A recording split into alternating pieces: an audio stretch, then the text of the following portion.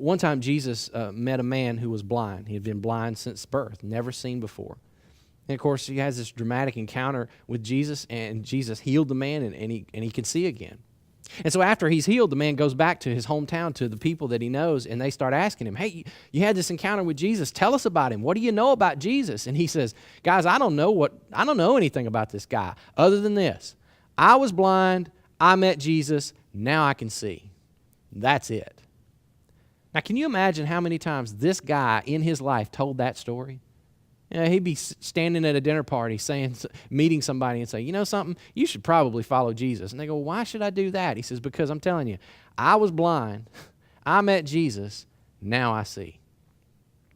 Another time, Jesus encountered a woman. She had just been caught in the act of adultery. The authority, if you know the story, these authorities went in and grabbed her out of the act of committing adultery, brought her out into the street, and they were going to stone her because that's what the law in their day said they could do. And then Jesus stepped in and he confronted these religious leaders, and they decided not to kill her. And then Jesus looks at this woman and he says, and neither do I condemn you. Now go and leave that life that you've begun to live and live a new life. I'm giving you a new chance, a fresh start. Go live a new life. Can you imagine how many times she told that story to her friends and family? She would have said, I reached a low point in my life, and I was doing shameful things with shameful people in shameful ways. I was cheating on my husband. I was destroying my family. And then I met Jesus.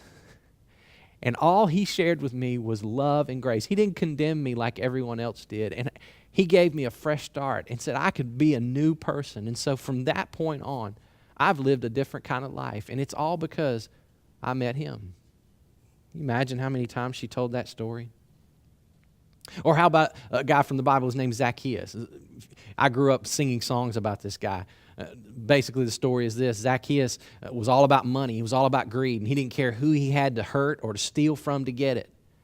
And then one day, Jesus comes into his hometown, and he has dinner with Zacchaeus. And as a result of that dinner, Zacchaeus walked away from that dinner, and he said, Jesus, I'm going to pay back everything that I've stolen and extorted from people. And in fact, I'm going to take half of what I own, and I'm going to give it to help serve the poor in my community.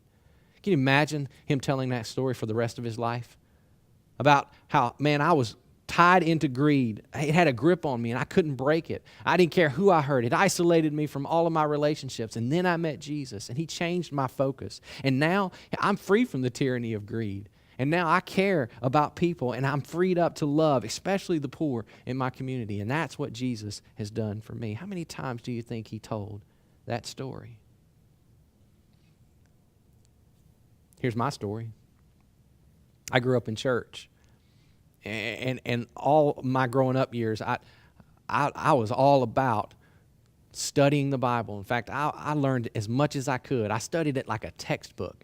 And along the way, I got the idea that the only way I was going to ever be able to please God was if I kept his rule book completely and perfectly. And not only that, I needed to be around people who kept his rule book completely and perfectly. And you know what I found out of that, living that life that way, approaching life that way?